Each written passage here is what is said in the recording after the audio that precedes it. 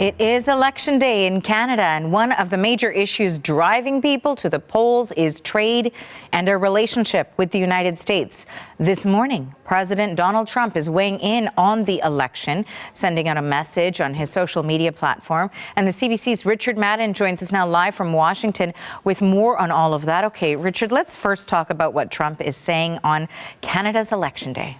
Yeah, President weighing into Election Day in Canada. But just for context, we have seen American politicians publicly endorse Canadian leaders in the past through their social media accounts. Of course, that's raised questions of election interference or meddling. So in the grand scheme of things, it isn't out of the ordinary. And President Donald Trump is injecting himself into Canada's election with a bit of trolling. Now, he didn't specifically endorse any candidate by name. Instead, he chose to push his 51st state nonsense on his social media site. Just let's pull it up now so we can read it. He says, "Good luck to the great people of Canada. Elect the man who has the strength and wisdom to cut your taxes in half, increase your military power for free to the highest level in the world, have your car, steel, aluminum, lumber, energy, and all other businesses quadruple in size with zero tariffs or taxes if Canada becomes the cherished 51st state of the United States of America. No more artificially drawn line from many years ago."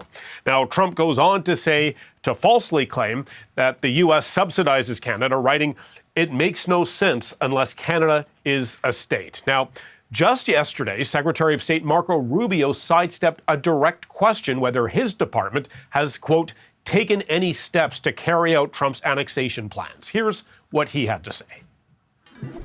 They're going to have a new leader, and we'll deal with the new leadership of Canada. There are many things we work with cooperatively on Canada on, but we actually don't like the way they've treated us when it comes to trade.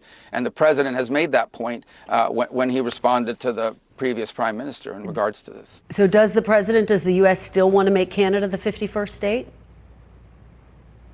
I think the president has stated repeatedly he thinks Canada would be better off as a state.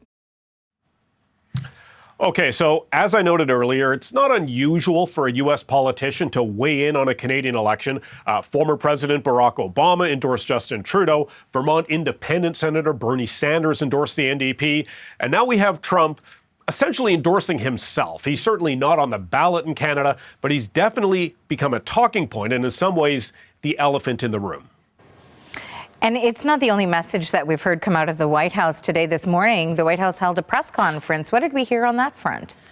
Yeah, so the White House is marking a key milestone because tomorrow marks Trump's first 100 days in office of his second term. So all week, the White House plans to highlight their greatest hits, their policy wins from their perspective.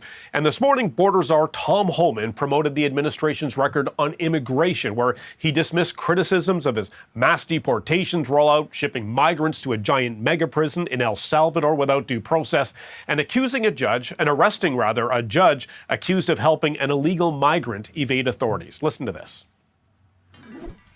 It's because of what has happened on the last administration. We got to ensure that not 1 ounce of fentanyl comes across the border to kill Americans.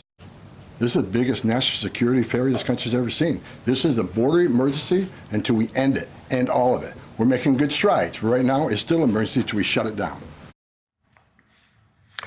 Now, a whole series of polls this weekend actually show Trump's approval rating at this stage of his 100-day mark the lowest in 7 decades. An average of some 59% of Americans disapprove of his presidency. He's below water on almost every issue: handling the economy, relations with other countries, tariffs, and general management. But perhaps the only bright spot is that Trump is polling better than congressional Democrats on the issue of trust.